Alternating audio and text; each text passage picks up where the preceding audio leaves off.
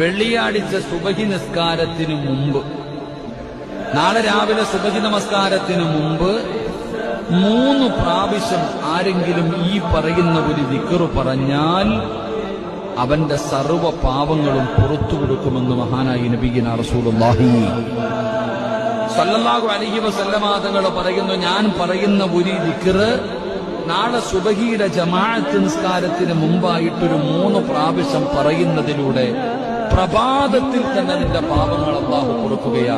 നാളെ സുബഹിക്ക് മുമ്പായിട്ട് തന്നെ നമ്മുടെ പാപങ്ങൾ നമുക്ക് കഴുകി ശുദ്ധമാക്കാൻ കഴിയും. അല്ലാഹു ഭാഗ്യം തരുമാറാകട്ടെ, അല്ലാഹു ഭാഗ്യം തരുമാറാകട്ടെ. ഇൻഷാ അല്ലാഹ് ചെയ്തൂടെ? അസ്തഗ്ഫിറുല്ലാഹല്ലദീ ലാ ഇലാഹ ഇല്ലാ ഹുവൽ ഹയ്യുൽ ഖയ്യൂം വഅതൂബു ഇലൈഹി 3 പ്രാവശ്യം പറയണം.